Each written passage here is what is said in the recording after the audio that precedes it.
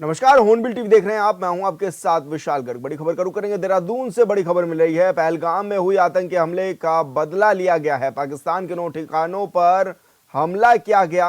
पाकिस्तान की mock drill पर नजर रही और भारत ने चला दिया ऑपरेशन सिंदूर। पाक और अधिकृत कश्मीर में भी कार्रवाई जारी।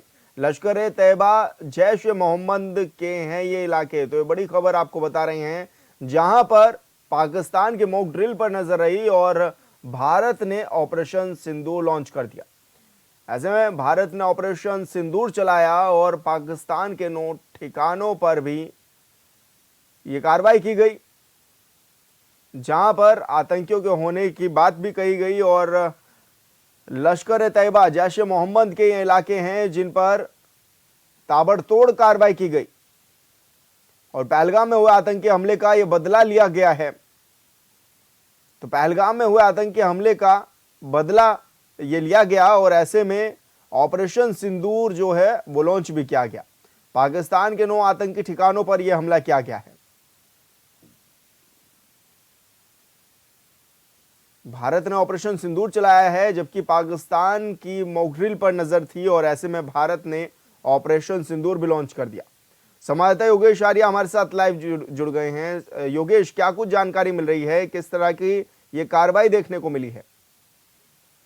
देखिए विशाल, जिस तरह से देखा जाए कि पहलगाम में आतंकी हमला हुआ था और आतंकी हमले के बाद से हर कोई नागरिक जो है सरकार से एक ही मांग कर रहा था कि किस तरीके से इसका मुंह तोड़ जवाब दिया जाए, एक ऐसा जवाब दिया जाए जिसके बाद आतंकियों को समझ आए कि आखिरकार भारत वो भारत नहीं रहा जिसको जवाब देने के बाद वो वापसी जवाब नहीं देता है। तो ऐसे में अब देखा जाए तो जिस तरह से भारत ने जो है आज मॉकड्रिल करने वाला था, लेकिन उससे पहले महज रात की अगर हम बात करें तो करीब 1:30 बजे के आसपास ये ऑपरेशन सिंदूर चला गया, जिसमें जो है पाकिस्तान के 9 आतंकी ठिकानों पर जो है हमला किया गया है। इसमें देखा जाए तो अधिकृत कश्मीर और पाकिस्तान के मुरीद के और बहलवालपुर में कार्रवाई की गई है। लश्कर तैयबा और जैश ए मोहम्मद के आतंकी जो समूह हैं उनके जहां पर गढ़ हैं वहां पर जो है कार्रवाई देखने को मिली है। तो निश्चित तौर पर देखिए एक बड़ी कार्रवाई कहा जा सकता है, क्योंकि 26 से 27 वो महिलाएं थी जिनका सिंदूर उजाड़ने का काम उन आतंकियों ने किया था और इस ऑपरेशन को सिंदूर नाम देते हुए है जो आतंकी ठिकाने थे पाकिस्तान के उन पर जो है देर रात हमला किया गया है। ये जवाब है कि आखिरकार जो भारत पर अगर इस तरह के कोई काराना हरकत जो है आतंकियों द्वारा की जाएगी तो भारत जो है वो चुप नहीं बैठेगा और इसका जो है मुंह तोड़ जवाब देगा। और जिस तरह से ये स्ट्राइक हुई है उसके बाद एनएसए जो अजीत डोभाल हैं उन्होंने अमेरिकी के एनएसए मैक्रो रूबियो को भी इसके बारे में जानकारी दी है। उन्होंने बताया कि हमने देर रात इस आतंकी घटना के मामले पर जो है जवाब दे दिया है और इस तरह का क्या है। इसके साथ ही साथ अगर देखा जाए तो पाकिस्तान ने भी जहां जहां हमला हुआ है उसकी जानकारी जो है साझा की है कि हाँ ऐसा हुआ है। तो निश्चित तौर पर देखिए वीडियोस भी बहुत सामने आ रही हैं लगातार जो है देखा जाए तो तमाम वीडियो सोशल मीडिया पर वायरल हो रही है और हर कोई जो है भारत की इस कार्रवाई की सराहना कर रहा है। जी, तो ऐसे में क्या माना जाए, अब किस तरह की प्रतिक्रियाएं भी आनी शुरू हो गई हैं पक्ष विपक्ष के नेताओं की? योगेश, देखिए चाहे पक्ष की नेताओं की बात की जाए चाहे फिर विपक्ष के नेताओं की बात की जाए, इस कार्रवाई को जो है हर कोई सराहने का काम कर रहा है। इसके मामले को लेकर के चाहे देखा जाए तो नरेंद्र मोदी जो प्रधानमंत्री हैं उनकी भारतीय सेना हो तो उनको तमाम बधाई दी जा रही है कि अच्छा जवाब जो है वो पाकिस्तान को दिया गया है। तो निश्चित तौर पर देखिए चाहे विपक्ष हो, क्योंकि लंबे समय से हमने देखा कि विपक्ष भी लगातार जो है ये मांग कर रहा था कि जो है इस पर जो है विशेष सदन बुलाया जाए, इसे दिखाना चाहिए, संदेश देना चाहिए कि सब एक हैं, सब एक जगह जुट होता आतंकी के मामले में सब एक हैं। तो इसका एक संदेश देने का काम किया जा रहा था। साथ ही लगातार विपक्ष भी कह रहा था कि बड़ी कार्रवाई होनी चाहिए, मुंहतोड़ जवाब देना चाहिए। और जिस तरह से रात ये ऑपरेशन सिंदूर चलाया गया तो निश्चित तौर पर जो है एक बड़ा जवाब दिया गया है। हालांकि आज पूरे देश में 4 बजे मॉकड्रिल होनी है कि आखिरकार आने वाले वक्त में अगर पाकिस्तान और भारत के बीच जिस तरह से तनाव है, ऐसे में अगर कुछ युद्ध स्तर पर बात जाती है तो निश्चित तौर पर हमें अपने आप को कैसे बचाना है उसके लिए भी अब मॉकड्रिल होने होगी। जी, यानी कि कहा जा सकता है योगेश कि पाकिस्तान की नजरें मॉकड्रिल पर रही और ऐसे में ऑपरेशन सिंदूर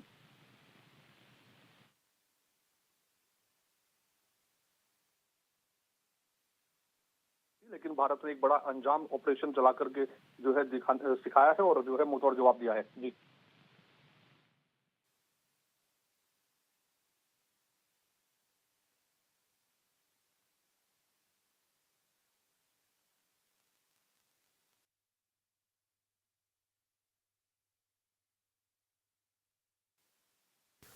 ऐसे में क्या माना जाए योगेश, क्योंकि लगातार ये तो देखा जा रहा है कि अब आतंकी जो ठिकाने हैं उस पर ताबड़तोड़ कार्रवाई होनी शुरू हो गई है। ऐसे में भारतीय सेना का क्या रुख नजर आने लगा है और क्या कहा जा सकता है कि किसी को भी छोड़ेंगे नहीं और अगर छेड़ेंगे तो बचेंगे भी नहीं?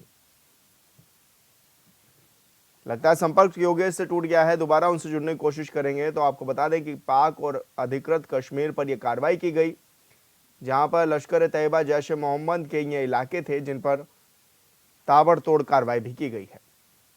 और खबरों में आगे बढ़ेंगे। केदारनाथ में घोड़े खच्चरों को किया गया क्वारंटाइन, करीब 1600 घोड़े खच्चरों को किया गया क्वारंटीन। तो ये बड़ी खबर आपको बता रहे हैं। आज भी घोड़े खच्चरों के संचालन पर रोक जारी, चिकित्सकों की टीम कर रही है जांच। 14 घोड़े खच्चरों की अभी तक संदिग्ध मौत भी बताई जा रही है। राष्ट्रीय अश्व अनुसंधान से पहुंचे हैं डॉक्टर्स। तो बड़ी खबर आपको बता रहे हैं, जहां पर आज भी घोड़े खच्चरों की आवाजाही पर रोक पूरी तरह से रहेगी। चारधाम यात्रा जारी है और बड़ी संख्या में उत्तराखंड में पहुंच रहे हैं तीर्थयात्री, और चिकित्सकों की टीम भी जांच करने के लिए पहुंची है कि आखिर जो 14 घोड़े खच्चरों की मौत हुई है उसकी वजह क्या है। तो बड़ी खबर आपको बता रहे हैं, जहां पर राष्ट्रीय अश्व अनुसंधान से ये डॉक्टर्स पहुंचे हैं। और संवाददाता योगेश आर्य हमारे साथ फोन लाइन पर जुड़ गए हैं। योगेश, क्या कुछ जानकारी मिल रही है, क्योंकि केदारनाथ में बड़ी संख्या में तीर्थयात्री पहुंचते हैं और आज भी ये कहा जा रहा है कि घोड़े खच्चरों की आवाजाही पर रोक रहेगी, तो क्या माना जाए किस तरह की परेशानियां यात्रियों को हो सकती हैं? कि केदारनाथ धाम में आने जाने के लिए घोड़े खच्चरों को लगाया जाता है। वहां पर जो है काफी जो लोग हैं घोड़े खच्चरों से वहां पर अपना व्यवसाय खड़ा करते हैं। वहां पर तीर्थयात्रियों को जो है धाम के दर्शन कराने के लिए पहुंचते हैं। और ऐसे में जिस तरह से रविवार और सोमवार में 14 घोड़े की संदिग्ध मौत हुई है, बीमारी का अब तक जानकारी नहीं हो पाई है। इसके चलते जो है 24 घंटे के लिए जो घोड़े खच्चरों के संचालन पर रोक लगाई गई थी और इसके लिए आज भी घोड़े संचालकों पर रोक रहेगी, क्योंकि जो वो देखा जाए तो प्रशासन और जो है केंद्र से जो टीम पहुंची थी, हरियाणा से एक टीम पहुंची थी, वो जो चिकित्सकों की टीम है वो लगातार जांच कर रही है कि आखिरकार जो मौत का मामला है वो आखिरकार क्या है, कि 14 खच्चर जो है उनकी संदिग्ध मौत हुई है। तो इसके लिए राष्ट्रीय संस्थान जो है वो उससे डॉक्टर पहुंचे हैं, वो लगातार जो है इनकी जांच कर रहे हैं। और जांच के साथ ही ये देखकर जो जांच है उसके बाद ये पता चल पाएगा कि आखिरकार किस बीमारी से इनकी मौत हुई है और आखिरकार क्या और जो 1600 के करीब जो घोड़े खच्चर हैं, क्या उनमें भी इस तरह की बीमारी पनप रही है, या उनमें से कौन से ऐसे घोड़े खच्चर हैं जो इसमें इनके संपर्क में आए हैं। तो उनको जो है क्वारंटाइन कर उनका इलाज किया जाएगा, ताकि जो है और घोड़े खच्चरों में बीमारी ना फैल सके जो भी है, और उसके बाद जो है ताकि आने वाले वक्त में इसकी संख्या में इजाफा ना हो। तो इसके लिए जो है आज भी रोक लगाई गई। हालांकि तीर्थयात्रियों को काफी परेशानियों का सामना जरूर करना पड़ रहा होगा, क्योंकि काफी तीर्थयात्री जो है पैदल रास्ते पर नहीं चल पाते, वो इनका सहारा लेते हैं। और ऐसे में अब इनके संचालन पर जिस तरह 24 घंटे रोक लगाई गई थी, अब फिर ये रोक बढ़ाई गई है, तो निश्चित तौर पर जो आने वाले तीर्थयात्री हैं उनको काफी परेशानियों का सामना करना पड़ रहा होगा। जी बिल्कुल योगेश, जैसे लगातार अब देखा भी जा रहा है कि आबादी और तादाद लगातार बढ़ती जा रही है धामों पर, तो ऐसे में प्रशासन की किस तरह से नजरें भी हैं, किस तरह से तैयारियां भी हैं? देखिए बिल्कुल, जिस तरह से देखा जाए कि प्रशासनिक तौर पर तैयारियां पूर्ण कर ली गई थी और तमाम तैयारियों को अंतिम रूप देने के बाद जो है हर एक धाम पर नजर रखी जा रही है। सीसीटीवी कैमरे की बात करें तो मार्ग की बात करें तो 624 के करीब जो सीसीटीवी कैमरे लगाए गए हैं उनसे निगरानी की जा रही है। कंट्रोल रूम बनाया गया है, वहीं से धामों पर जो है ग्राउंड मैनेजमेंट को लेकर भी तमाम नजर रखी जा रही है। लेकिन जिस तरह से देखा जाए कि भीड़ लगातार बढ़ रही है, आंकड़ा जो है अगर चारों धामों की बात करें तो 2 लाख से ऊपर पहुंच गया है तीर्थयात्रियों के दर्शन करने का। तो ऐसे में देखा जाए तो आने वाले वक्त में जो है और क्राउड मैनेजमेंट को बढ़ाना होगा, क्योंकि धीरे धीरे भीड़ बढ़नी शुरू हो जाएगी। रजिस्ट्रेशन की बात करें तो लगातार संख्या बढ़ी रही है। तो ऐसे में जो प्रशासनिक तौर पर अधिकारी हैं वो क्राउड मैनेजमेंट को लेकर के उस नजर बनाए हुए हैं। आने वाले वक्त में और भीड़ बढ़ेगी तो और तैयारियां बेहतर की जाएंगी। जी बिल्कुल योगेश, बहुत शुक्रिया आपका तमाम जानकारी साझा करने के लिए। मसूरी में पर्यटकों की संख्या में भारी गिरावट, कश्मीर हमले, कैंपटी फॉल के उफान ने डाला गहरा असर। इन दिनों खाली खाली सा नजर आ रहा है मसूरी। तो ये बड़ी खबर आपको बता रहे हैं, पर्यटकों की संख्या में 20 से 30% गिरावट भी देखी गई है। और ऐसे में बुकिंग भी कर रहे हैं कैंसिल जो लोग हैं। अब जो पर्यटक है जो बड़ी संख्या में पहुंच रहे थे, वो अब बुकिंग कैंसिल करते हुए भी नजर आ रहे हैं। मसूरी में पर्यटकों की संख्या में अब गिरावट देखने को मिल रही है। ऐसे में कहा जा सकता है कि कश्मीर हमले, कैंपटी फॉल के उफान ने ये गहरा असर भी डाला है। सोशल मीडिया पर खूब तेजी से वायरल भी ये वीडियो हुए, जिसके बाद अब देखा जा रहा है कि इन दिनों खाली खाली सा नजर आने लगा है मसूरी। और संवाददाता समृद्ध मिश्रा हमारे साथ फोन लाइन पर जुड़ गए हैं। समृद्ध, क्या कुछ जानकारी मिल रही है? क्या नज़ारा अब देखने में नज़र आ रहा है, या फिर पूरी तरह से अब जो पर्यटक है वो नदारद नज़र आ रहे हैं मसूरी से?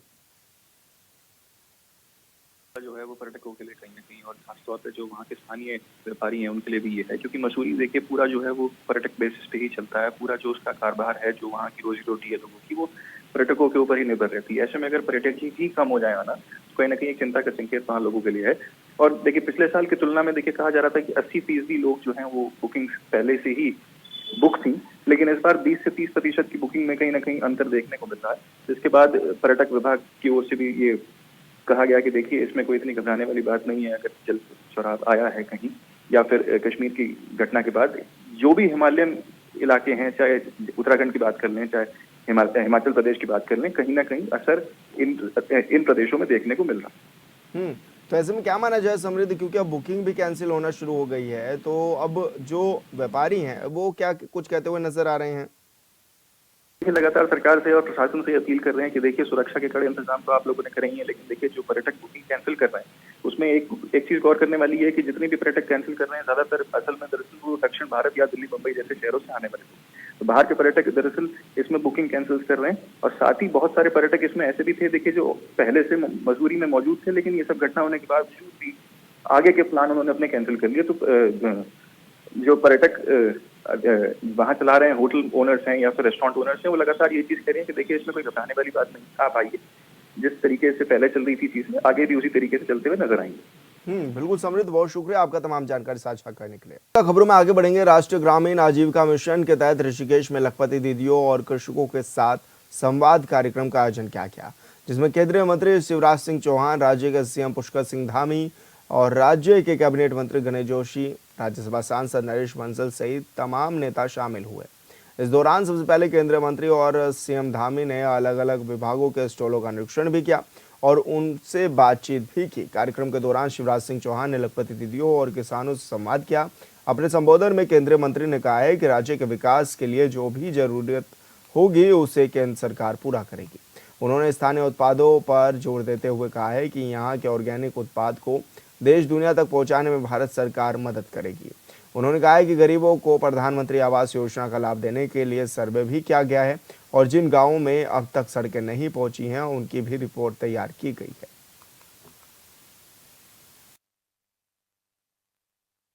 हमने फिर से प्रधानमंत्री आवास योजना का सर्वे प्रारंभ किया है और मुझे खुशी है बताते हुए 1,72,000 नाम सर्वे में कि जिनके पास पक्के मकान नहीं है या सर्वे के बाद आए हैं, इनका हम परीक्षण करेंगे। और सर्वे भी जब हमने किया तो उसके कई मापदंड बहनों और भाइयों बदल दिए। जैसे पहले एक नियम बना था कि 10,000 रुपया से ज्यादा जिनकी आमदनी होगी उनको पीएम हाउस का मकान नहीं मिलेगा। अरे दीदियों, 10,000 रुपया से ज्यादा आमदनी हो जाए ये तो प्रधानमंत्री जी प्रयास कर रहे हैं, मुख्यमंत्री जी कर रहे हैं, लखपति दीदी बनाना है और लखपति दीदी बनकर का मकान नहीं मिलना चाहिए।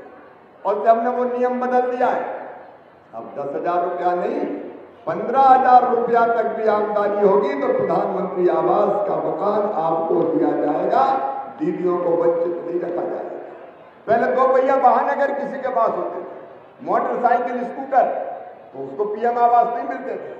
अब मोटरसाइकिल स्कूटर तो आजकल हर किसी के पास है, तो क्या उसको पीएम आवास नहीं मिलना चाहिए? ये नियम भी बहनों और भाइयों बदल दिया कि 2 पहिया वाहन मतलब मोटरसाइकिल स्कूटर होंगे तो भी प्रधानमंत्री आवास के मकान दिए जाएंगे। बताओ देना चाहिए कि नहीं देना चाहिए? बोल के बताओ ना, देना चाहिए कि नहीं? क्यों छोड़ना चाहिए उनको भी तो।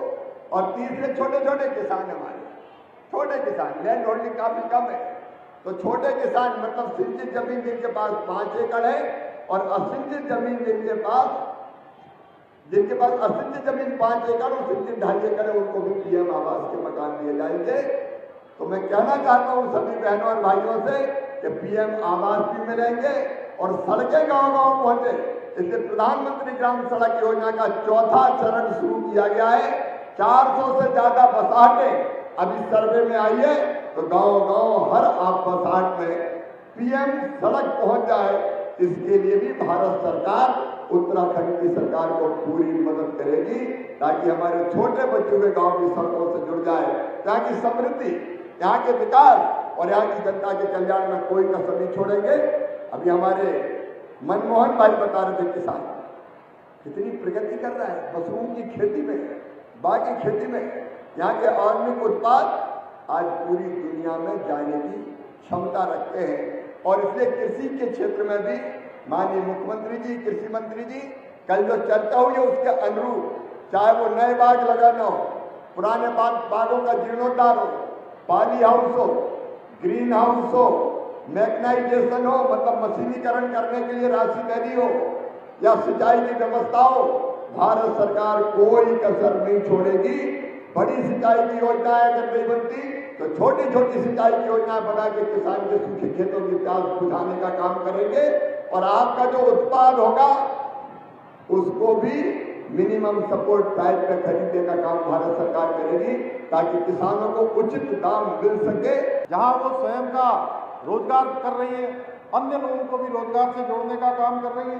प्रदेश में आज 67,000 स्वयं सहायता समूह एसएचजी बनाकर लगभग 5 लाख ग्रामीण परिवारों की महिलाएं संगठित होकर अपना व्यवसाय कर रही हैं।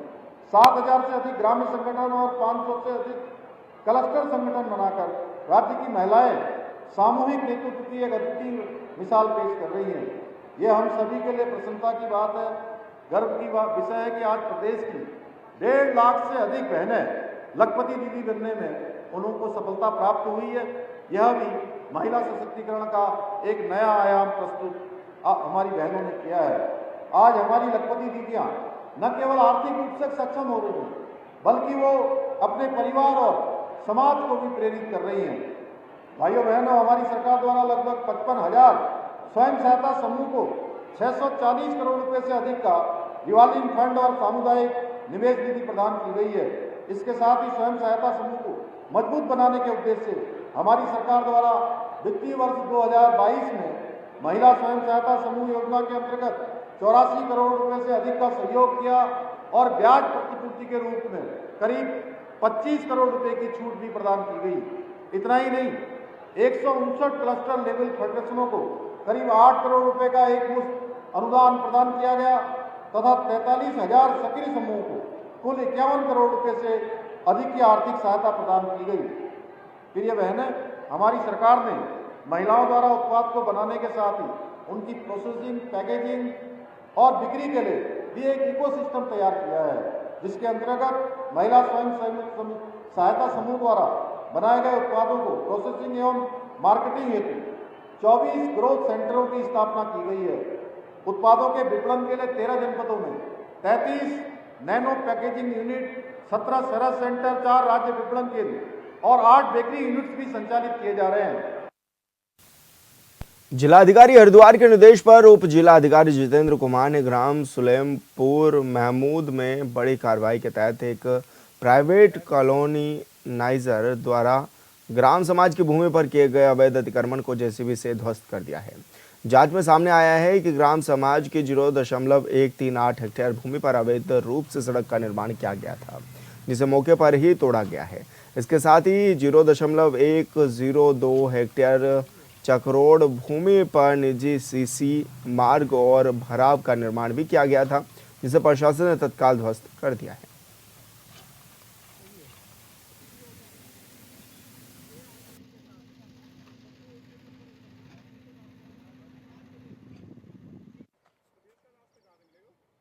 देखिए, इसमें ये प्लॉटिंग हो रही थी यहाँ पे सलेमपुर में, और इसमें प्लॉटिंग के अंदर कुछ हमारे चक्रोड़ थे ग्राम समाज के और कुछ ग्राम समाज की ज़मीनें थी, जिनको इन्होंने अपनी सड़कों में और अन्य उसमें यूज़ किया हुआ था। तो उसको चिन्हित करते हुए आज अतिक्रमण मुक्त किया गया और ग्राम प्रधान के हवाले उसको किया गया अतिक्रमण मुक्त करते हुए। देखिए, एक्यूरेट तो मैं अभी आपको बता दूंगा, लेकिन ग्राम सभा के लगभग 5-6 नंबर है इस तरह का। देखिए, अगर और भी मामले संज्ञान में आएंगे तो इसी तरह से कार्रवाई की जाएगी।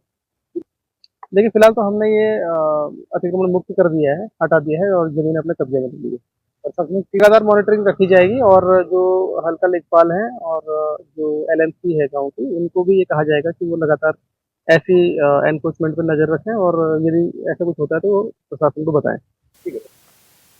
तो आपको बता दें कि हरिद्वार प्रशासन की ओर से ये बड़ी कार्रवाई भी देखने को मिली है, जहां पर ताबड़तोड़ ये कार्रवाई की गई और जेसीबी से अवैध सड़क को पूरी तरह से तोड़ दिया गया। और संवाददाता मनोज कश्यप हमारे साथ फोन लाइन पर जुड़ गए हैं। मनोज, क्या कुछ जानकारी मिल रही है, किस तरह का ये अवैध कब्जा भी था और अब प्रशासन ने क्या कुछ कार्रवाई की इस मामले में?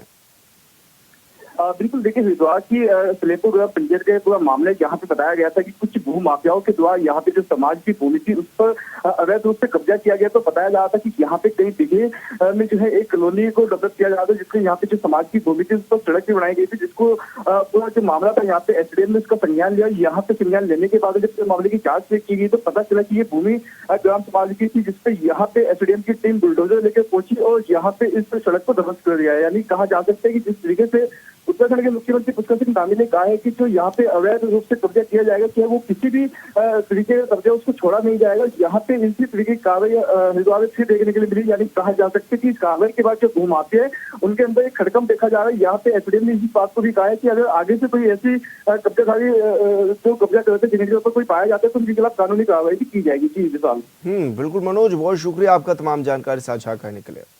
बीजेपी प्रदेश अध्यक्ष और राज्यसभा सांसद महेंद्र भट्ट ने ऑपरेशन सिंदूर की सफलता पर प्रधानमंत्री नरेंद्र मोदी और भारतीय सेना के साथ प्रदेशवासियों की ओर से हार्दिक बधाइयां भी दी हैं। उन्होंने कहा है कि ये अभियान सीमा पार बैठे भारत विरोधी ताकतों के खिलाफ निर्णायक कार्रवाई का प्रतीक है। प्रधानमंत्री मोदी के नेतृत्व में देश की सुरक्षा नीति मजबूत हुई है और सेना का मनोबल भी बढ़ा है। भट्ट ने कहा है कि उत्तराखंड के लोग सेना पर गर्व करते हैं और हर समय देश हित में खड़े रहते हैं। ऑपरेशन सिंदूर ने एक बार फिर भारत की सैन्य शक्ति का लोहा मनवाया है। आज भारत के सैनिकों द्वारा ऑपरेशन सिंदूर के माध्यम से पाकिस्तान के आतंकवादी ठिकानों को ध्वस्त कर दिया है। भारत के लोगों के देशभक्ति का भाव और गौरव के साथ मैं देश के प्रधानमंत्री अपने सभी सेना प्रमुखों को बहुत बहुत बधाई देता हूं कि जिस प्रकार से आतंकी हमले के से भारत के अंदर दहशत पैदा करने का प्रयास किया था, आज पूरा पाकिस्तान दहशत में है और ये जंग जारी रहेगी। एक एक आतंकवादी को जब तक उसका जलमूल नष्ट नहीं होगा ये ऑपरेशन जारी रहेगा और कभी भी पाकिस्तान भारत के ऊपर इस प्रकार आतंकी हमले करने की कोशिश नहीं करेगा। मुझे पूरा विश्वास है कि जिसने सिंदूर मिटाया आज उस रात देश के अंदर ऐसे आतंकवादियों के परिवारों के सिंदूर मिट रहे हैं। और फिलहाल इस बुलेटिन में इतना ही। आप देखते रहिए हॉर्नबिल टीवी। नमस्कार।